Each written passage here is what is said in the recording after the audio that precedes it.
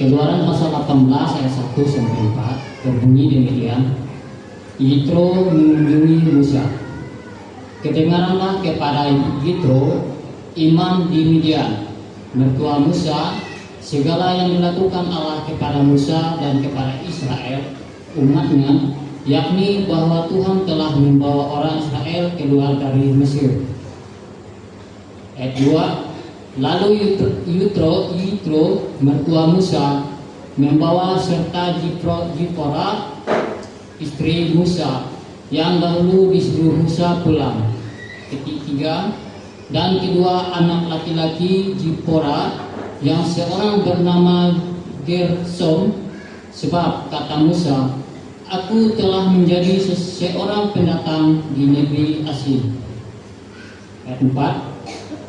Dan yang seorang lagi bernama Eliezer, sebab katanya, Allah Bapakku adalah penolongku dan telah menyelamatkan aku daripada Firaun.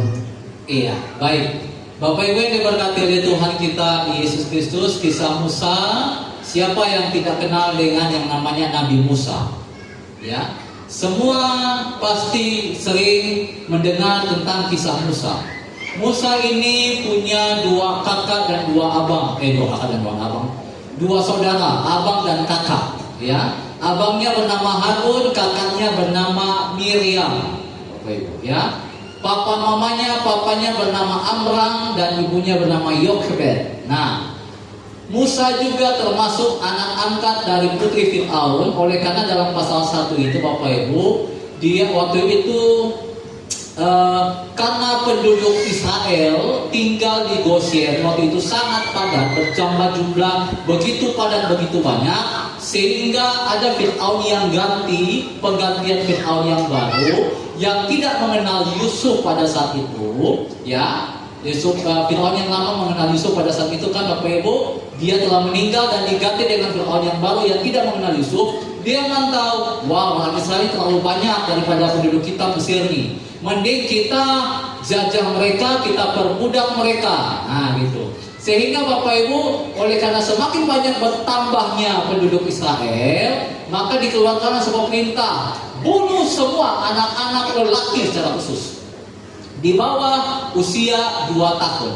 Nah, Musa termasuk di situ Bapak Ibu, dia lahir di saat masa-masa itu, dan untuk menyelamatkan Musa maka dihanyutkanlah ke air.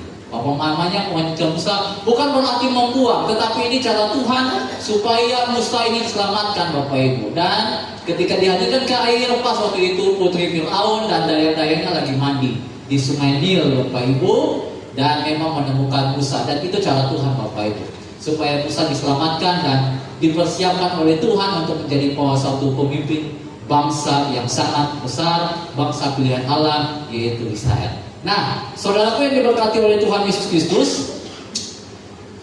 kisah ini Bapak Ibu berbicara tentang Yitro, seorang mertuanya Musa, dengan Musa sebagai menantu.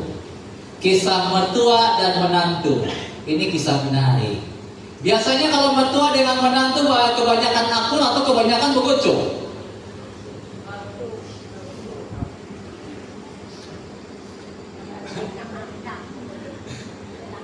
Ya, yang tadi sinanto kebanyakan bogocok pai akur. Hai mertua-mertua.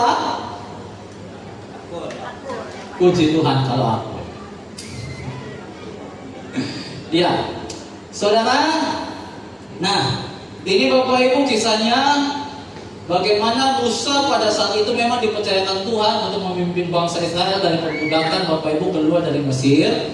Dan saat itu Bapak Ibu, Musa dia pimpin bangsa Israel Bapak Ibu, dan istri dan anaknya ditinggalkan. Ya. Tetapi Bapak Ibu, Pak Gembala membawa kita dalam dua hal saja. Dua hal yang Pak Gembala membawakan di sini. Yang pertama Bapak Ibu tentang Allah hadir untuk menyelamatkan keluarga. Allah hadir ingin memberkati keluarga. Allah hadir untuk menyelamatkan keluarga-keluarga kita.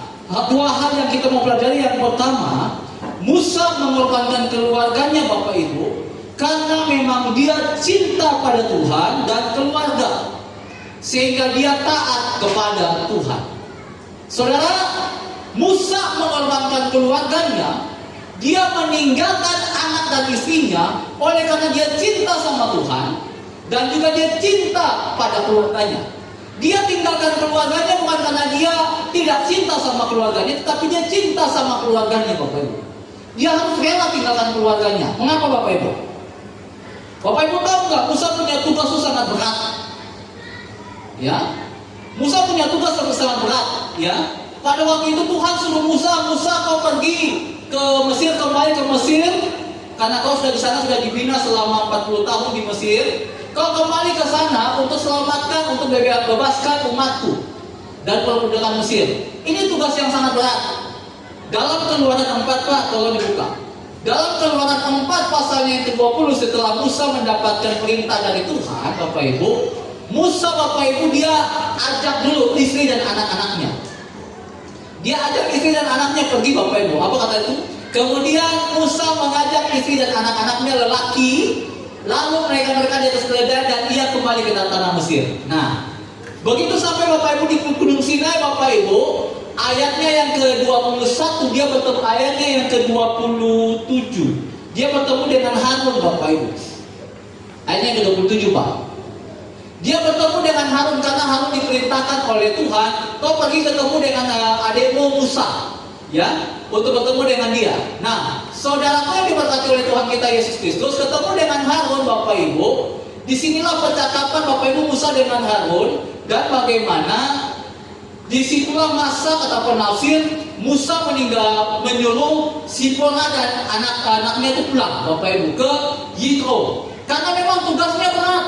Makanya di dalam ayatnya ke-29, lanjut ke ayat 29, Pak. Ayat ke-29, Tuhan bilang di situ apa? Lalu pergilah Musa beserta Harun. Musa beserta Harun, tidak ada tertulis istri dan anak-anaknya. Berarti Bapak Ibu masa itu memang langsung pada saat itu Musa suruh Sipora pulang ke kampung bapaknya, ya, ke tempat bapaknya Yitro, supaya karena dia punya tugas yang sangat berat menghadapi Fir'aun, pasti akan banyak bahaya, pasti akan banyak tantangan, dan juga dia mau fokus supaya jangan sampai oleh karena fokus ini untuk menjadi seorang pemimpin, membebaskan bangsa Israel, akhirnya terbebani oleh karena bikin keluarga. Nah, ini dia Bapak Ibu. Secara budaya, secara laki-laki, begitu Bapak Ibu. Dia tidak mau mengorbankan keluarga ketika dia sedang menghadapi namanya bahaya. Mama, bapak-bapak tuh begitu. Kalau tiba-tiba bapak-bapak dia melakukan sesuatu yang mungkin agak bahaya, dia boleh melibat istri dan anak-anaknya, boleh. Biar ia yang nanggung, itu lelaki. Amin, bapak-bapak. Iya. Itu lelaki, tapi kebanyakan betina itu merupa gegara bolai ditomah. Apa yang kau bisukan diri adaku pandai nalau? Ojo. Yang tanggung jawab laki-laki.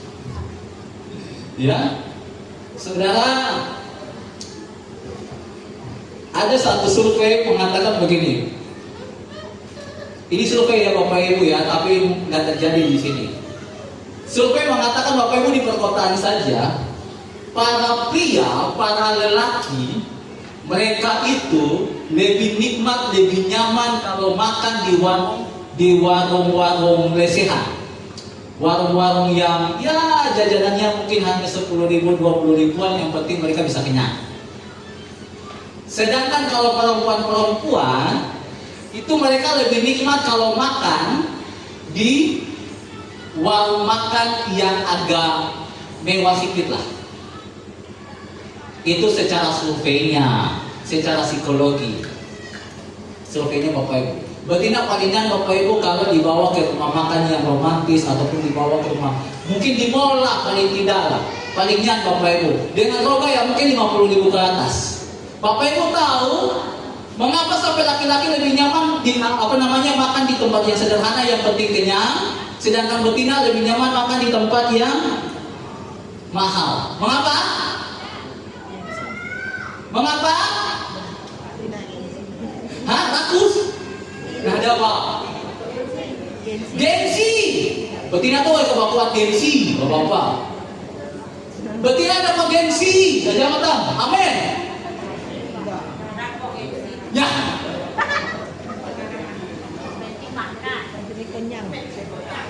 makanya Pak Gembala katakan kita itu tidak ada kata laluyan.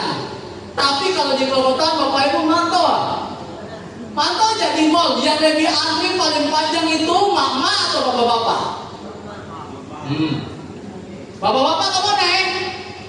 Di belakang. Yang kalah ke mall, mantau aja. Yang ini duit deh kalau habis. Itu lelaki Bapak Ibu. Ini dia Musa Bapak Ibu. Dia begitu. Dia tak mau mengorbankan keluarganya, maka dia suruh kau pulanglah. Ya. Nah, saudaraku yang diberkati oleh Tuhan Yesus Kristus, pengorbanan Musa mengorbankan keluarganya oleh karena memang dia cinta sama Tuhan. Dia taat sama Tuhan, tapi dia juga cinta sama keluarganya. Saudara pernah masih ingat Bapak Gembala beberapa minggu yang lalu tentang namanya cinta? Ya. Cinta itu, cinta kita kepada Tuhan atau cinta itu, arti cinta sejati itu sebenarnya adalah ketaatan. Bapak Ibu ingat baik-baik, arti cinta sejati itu oleh karena ketaatan artinya. Ya, arti cinta itu ketaatan. Sedangkan kita berkorban, kita rela melakukan segala sesuatu karena kita cinta, itu alasan, bukan artinya. Nah, saudara, yang Tuhan mengajarkan kepada kita dalam hal yang pertama ini tentang Musa begitu cinta, Tuhan juga mau Bapak Ibu kita harus betul-betul cinta dengan Tuhan. Ya, belajar untuk cinta Tuhan dengan segenap hati, dengan segenap jiwa, dengan segenap akal budi. Kata Tuhan, dengan segenap hati, jiwa, akal budi itu melingkupi segala aspek kehidupan kita. Kita harus cinta Tuhan. Ya, harus cinta Tuhan betul-betul Bapak Ibu. Ya, maka mari Bapak Ibu belajarlah benar-benar amat-amat sayang dengan Tuhan. Saya seringkali katakan sama istri, yang di hatiku tuh nomor 1 Tuhan Yesus. Ikut nomor 2 lah. Nggak ada yang bisa gantikan hatiku ini Tuhan Yesus. Harus Bapak Ibu. Kita harus lebih cinta Tuhan. Karena Tuhan maunya begitu. Saudara, dia begitu cinta dengan kita. Dia sangat cinta. Dia sangat sayang. Ya, maka karena begitu besar kasih Allah dalam Yohanes 3 akan dunia ini, akan umatnya, akan kita semua Bapak Ibu, ia rela mengaruniakan anaknya yang tunggal, supaya setiap orang yang percaya kepadanya tidak binasa, melainkan memperoleh hidup yang kekal. Dia mau kita semua selamat. Dia mau kita semua diberkati. Dia mau kita semua sukses dengan caranya masing-masing, dengan porsinya masing-masing. Sukses jangan dilihat hanya karena dari materi. Ingat baik-baik Bapak Ibu, kebanyakan orang mantau dari mata. Oh, dia sukses banyak sawit. Oh, dia sukses banyak mobil. Oh, dia sukses banyak emas kuliah. Nah tuh, siapa bilang?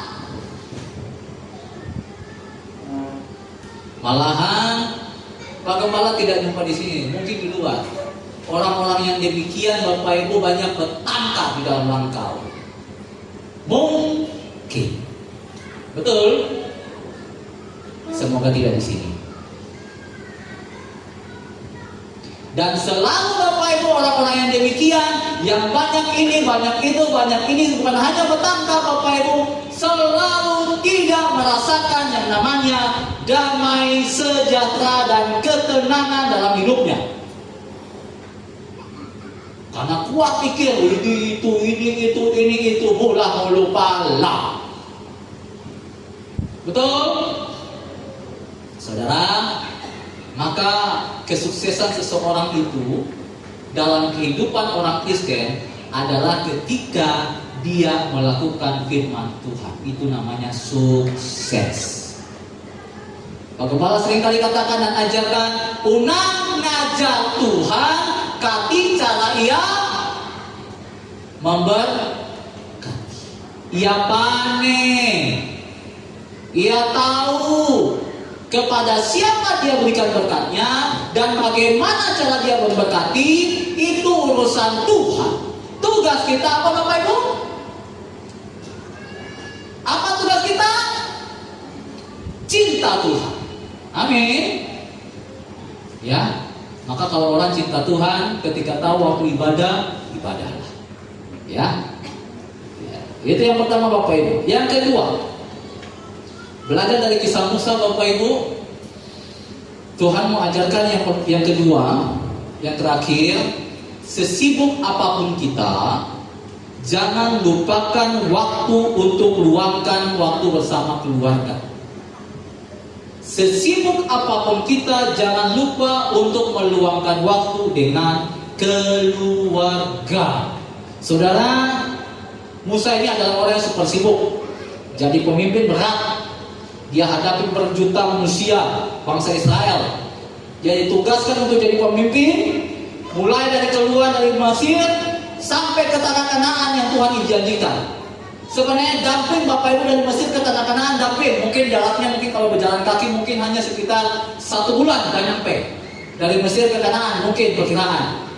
Lewat perkotaan-perkotaan besar dan nyampe di Kanaan.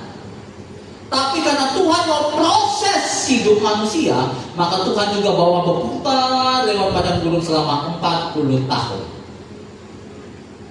Nah, kesibukan Musa ini Bapak Ibu karena dia suruh istrinya, Sipora dan anaknya pulang. Ini dia tugas mertua ini Bapak Ibu, sangat luar biasa. Mertua juara ini Bapak Ibu, gitu. Dia tahu Bapak Ibu, ya ketika perpisahan ataupun ketika anaknya dan cucunya disuruh pulang oleh Musa dari Gunung Sinai. Ketika mereka tiba di Gunung Sinai Bapak Ibu, Yitro ninga nah tuku tuh dan di Gunung Sinai itu. Dia bawa kembali anak dan cucunya untuk kembali kepada keluarganya, kepada Musa. Saudara, ini peran seorang Yitro sangat penting Bapak Ibu. Begitu luar biasa. Perannya Bapak Ibu, dia tahu tentang keadaan waktu yang tepat untuk mempersatukan kembali keluarga menantunya yang sudah berpisah Bapak Ibu. Kira-kira Bapak Ibu setelah disuruh pulang sampai nanti ketika kembali lagi di Gunung Sinai itu sekitar 1-2 tahun. Jarak yang begitu lama. 1-2 tahun bersama. Kira-kira Tuhan bagi kita, Tuhan bagi kita 2 tahun bersama. Tuhan bagi ada bersama hidup. Tapi bukan bercerai ya. Yang ada sayangku dia. Kami dua bertunang bersama. Jaraknya begitu lama, sekitar 1 tahun 2 bulan. Baru 1 tahun 5 bulan kemudian menikah. Oh, sayangku di belakang. Apa yang di belakang sayangku? Depan ah. Nah, saudaraku yang diberkati oleh Tuhan kita Yesus Kristus. Nah, peran seorang mertua ini sangat luar biasa. Saya mau tanya dulu untuk kita. Bapak Ibu, biasanya tuh kejadian apa ketika seorang betina disuruh pulang ke Langkau Apak Umai? Ketika kejadian apa ya misalnya? Lain. Makanya ada lagu EBGAD itu lagu apa? Bukan EBGAD. Lagu dunia saya itu. Pulangkan saja asik aku pada ibuku atau ayahku. Terus dulu segenggam emas kau pinang aku. Nyala kau. Agi apa lagu tahun 90-an biasa biangnya. Bela tahun 80-an. Ya lagu tidur Pak Gembala sehari ini. Lagu Nia apa? Nia ya deh. Nia dan Niatip ya. Saudara, kira-kira kisah apa waktu itu ketika seorang betina pulang kau ke Langkau Pomakau? Pulang usia mati. Ya. Nah, dan seberapa banyak kita sebagai orang tua yang tiba-tiba anak kita pulang ke langkau kita, ingat ya, ini anak kita yang udah menikah. Tiba-tiba pulang ke langkau kita, bersama dengan lakinya, Bapak Ibu, itu sampai sekitar 1-2 tahun, seberapa banyak orang tua yang pernah pulangkan kembali anaknya kepada kepada nantunya? Seberapa banyak? Ada kita itu? Padahal. Hah? Unang sampai.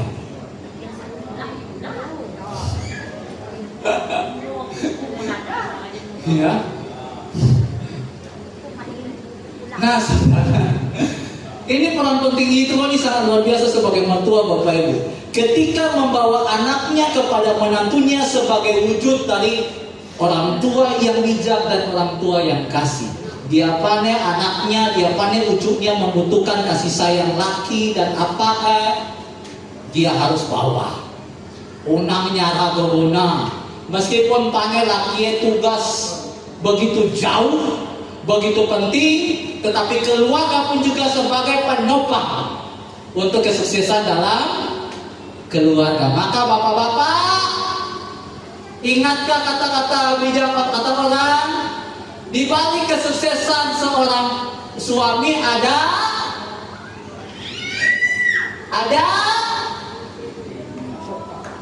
supaya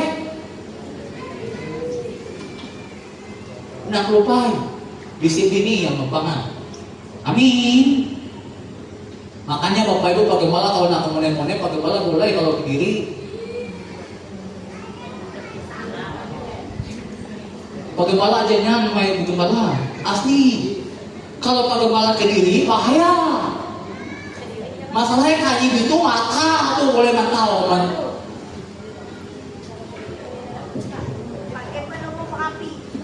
Bukan lomor boleh. Bukan lomor api. Tapi nyaman Bapak Ibu. Kemone-mone berdua. Semayang duduk bertotai aja nyaman kalau kumantau kok. Tapi memang karena budaya kita itu sih, laki itu, betina itu.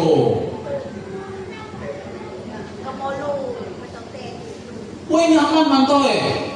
Coba sekali-kali kita ke kota, mantoy. Ada laki kediri, betina kediri, ada. Laki dengan betina sama-sama duduk bertotai dengan anak-anak ayahnya mantoy.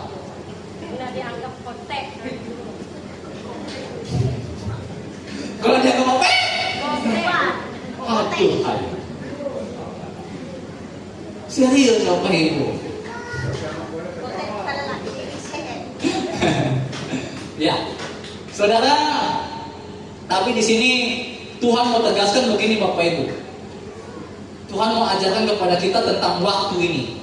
Yitro tahu bagaimana 2 tahun anaknya bersama cucunya sudah berpisah dengan papanya oleh karena tugas dan tanggung jawab yang begitu besar, maka dia harus hadir memberikan solusi. Dia hadir memberikan solusi, dia hadir harus mempersatukan, bukan makin memisahkan. Nah ini dia.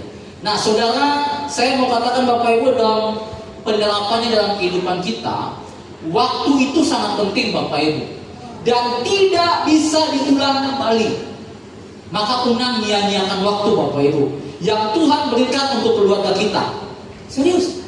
Unang nyanyiakan waktu yang Tuhan berikan untuk keluarga kita. Unang gak gila kerja. Jangan sampai kita gila kerja sampai kita lupakan keluarga kita. Unang juga kita gila keluarga, gila tanda kutip ya Bapak Ibu ya, bukan orang sinting ya. Unang sampai kita gila keluarga sampai kita lupa kerja.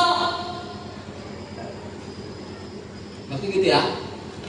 Ya, saudara saya percaya memang betul-betul oleh karena kebutuhan hidup, oleh karena saat ini kehidupan kita akhirnya harus ada keluarga yang merantau ke sana kemari Bapak Ibu. Maka saya cuma katakan unang sampai kita kelupai dengan keluarga kita, anak bini yang kita nudi di kampung tuh. Paling tidak bersyukurlah karena jangan tokati udah ada HP, pane, bertelepon, ya. Sama kita begitu begitu juga Bapak Ibu. Meskipun kita di kampung, unang kuat gila gereja, bobunya gamikai, sampai pulang ke kota, lupa berkisah dengan anak bini, lupa berkisah dengan anak diojujuk ke diri, ia ngurus ke diri, ia nak mabuk, nak ngerokok, nak ope-ope, sora iko. Unang, amin Bapak-Bapak, Ibu-Ibu, amin kita sebagai orang Tuhan. Unang Bapak Ibu, unang dioju. Anak itu lebih butuh kasih sayang orang tua, bukan butuh duit. Betul, duit itu perlu, tetapi kasih sayang, perhatian dari orang tua itu perlu, sangat penting. Maka itulah gunanya ada waktu satu hari yang Tuhan siapkan untuk kita rekreasi, untuk kita fokus dengan Tuhan, untuk kita fokus dengan keluarga. Kadang-kadang Bapak Ibu pagi malam mau lugang malam, tahukah? Udah hari istirahat, hari Minggu, nak muntik kerja. Nyangka sudah memaham kau. Nada apa cukup-cukup kau? Sepile kali nak diberkati kau macam dia. Amin Bapak Ibu. Waktu yang Tuhan siapkan meskipun ini hari Minggu hari istirahat, ya khususkan dengan keluarga, family time. Waktu untuk keluarga. Unang waktu terus untuk gereja, karena waktu itu adalah time is money, banyak kok. Nah, ada bakal cukup kalau hidup macam dia nah. Ya, maka saudara belajar Bapak Ibu gunakan waktu sebaik mungkin. Undang sampai kita istilahnya moju anak kita ke diri, moju keluarga kita ke diri. Mantau bagi-bagi waktu lah, ya. Kita kerja dengan keluarga, bagi-bagi waktu. Ya, dan juga belajar dari Yitro Bapak Ibu sebagai mertua, belajar Bapak Ibu kita sebagai mentua, yang sebagai mentua tuh belajarlah untuk jadi pemersatu bukan pemisah. Harus jadi malaikat, bukan jadi jolu. Karena anak, kita bela anak, akhirnya kita nyalakan anak dengan nantu kita. Unang, itu badan. Di sini nggak ada. Di luar mungkin banyak. Hah? Unang. Ya. Maka Bapak Ibu yang diberkati oleh Tuhan Yesus Kristus, kesimpulannya adalah mari dalam kehidupan kita Tuhan mau memberkati kita. Dia mau supaya kita cinta dengan keluarga, dan mari kita gunakan waktu sebaik mungkin selama kita hidup, dan jadilah pemersatu dalam hidup kita, bukan pemisah. Biarlah kiranya firman Tuhan ini memberkati kita semua. Mari Bapak Ibu kita persiapkan hati kita dan persiapkan